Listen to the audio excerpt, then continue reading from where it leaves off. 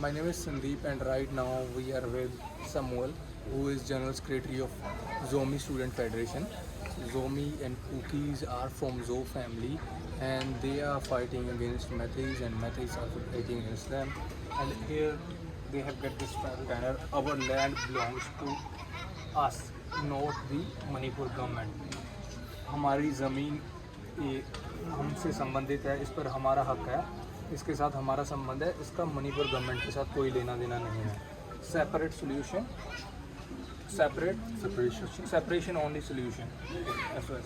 तो ये क्या है कि मतलब ये जो चूड़ा लमका है जहाँ और अन्य हिल डिस्ट्रिक्ट्स हैं वो मणिपुर सरकार की नहीं है, आप कैसे कहते हैं कि ये ज़मीन हमारी है? इसके पीछे क्या कारण है आपका? हाँ, yeah. Basically, by this we mean that just like in other parts of the country, we the tribals of Manipur have been denied local self-government. So by this, we are trying to express our desire, our demand for some form of local self-government. In the sense that at the end of the day, land always belongs to the people themselves. And then after that, it belongs to the government. So the inverse is that the government belongs to the people. By this, our land belongs to us. We were trying to express that this land is our ancestral land, and it has been passed down to us for generations by our forefathers. Okay, so you are saying it is your land. Yes, yes. And apart from this, there is another slogan and the banner which is in Lamka, Chudachandpur, that the inevitable split. Why do you want to separate yourself from Manipur? Is a state why you don't want to just be in Manipur? The Nagas are living here, Metis are living, Pangal Muslims are living. Why the Zomi community, Kuki community wants to separate themselves from Manipur? The simple reason is the many decades of discrimination that we have been facing. Besides that, the violence that began on the 3rd of May 2023 has more or less shown that we can no longer live together. Now, the tribals and the majority Métis, we've always had problems. For example, we had a problem in 2015 called the anti-tree bills movement. 9 of our people died. Then in 2012, if I'm not mistaken, for example, when our brothers, our Naga brothers, signed a ceasefire agreement, again there was trouble there. So every now and then the differences, the tensions between the tribals and the Métis always arise. But then this time, what has happened is unprecedented. It is unprecedented. For example, all of our people living in the valley districts have either been forced out, or those who were unfortunate were even massacred, were even killed. And so from now, even Metis were displaced from this land, the hills. Yes. See what happened in the hill district with the Métis was more or less a reaction to what had happened in the hills. Even Metis are saying the that valley. they are just doing defense, they are just reacting. Even they are saying the same thing. No, you see, that is a false allegation. If you look at the issue properly, you'll find that at least the immediate cause for the conflict, what happened on the 3rd of May. Tribal Solidarity March was organized. The Métis on the night before the rally on the 2nd of May had organized counter protest in and around Kangwai, Moirang area. Many of the protesters who were returning, many of them were inhumanely beaten up. Some of them were even killed. All those protesters who were returning home, their houses were torched, and so things escalated from there. Some of our people also felt the need to react in some way, and so whatever happened after that was a reaction to the counter protest that the Métis had organized. So, in Manipur, the Meithis are saying that Manipur's integrity should be maintained. They are protesting. They have this committee for Manipur integrity, Kokomi. So, how do you see that? Now you want a separate state, separate administration. How do you see this question of Manipur's maintaining Manipur's integrity?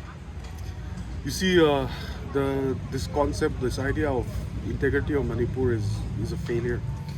Actually, if you look at the creation or establishment of the state of Manipur, it was done out of administrative convenience. So, if you look at it culturally, historically, linguistically, the tribals in particular, the Zomis and the Kukis, in contrast with the Meithis, have far too much differences. So, right from the beginning, bringing us the hill areas of the state of Manipur under the state of Manipur, or combining us with the valley area was a mistake. But it was done nevertheless out of administrative, as I've already mentioned, administrative convenience. So for us, what we feel now is that this experiment, it is a failed experiment.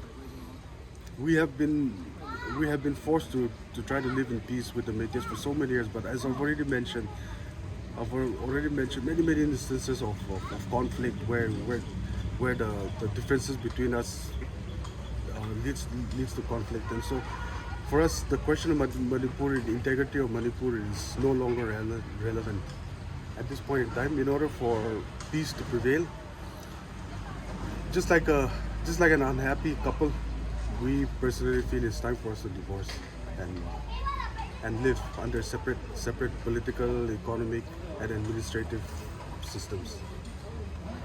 But the Manipur government is against this, and Viren Singh is against this, Meithis are against. Do you think your demand will be fulfilled?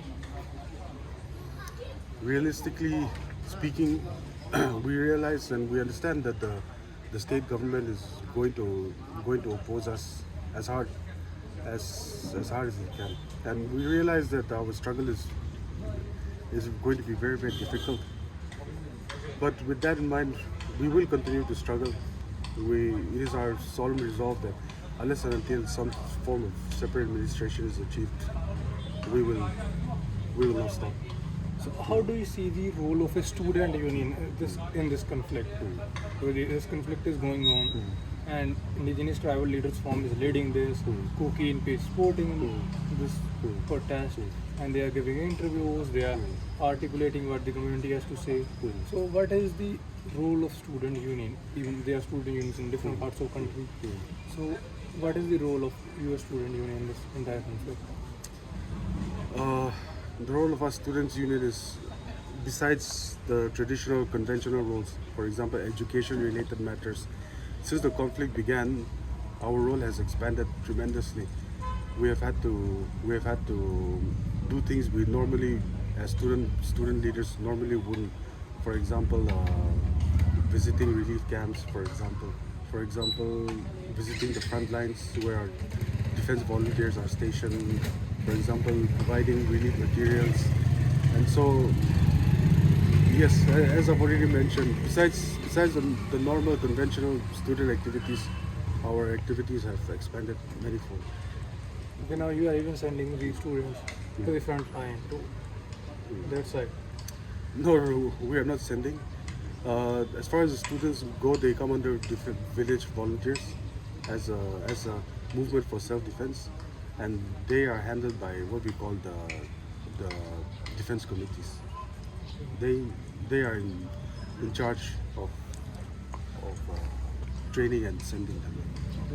Can you tell me about those flags? There is Indian national flag, then there is another flag, I don't know what is that. That is what we call the Zomi flag. Zomi flag. Yes. Okay. It comprises of 3 different colors. Okay. Red signifies sacrifice, yellow signifies victory, and green signifies prosperity. Okay. So apart from this, there is Viren Singh, and now he has horns. And what is this?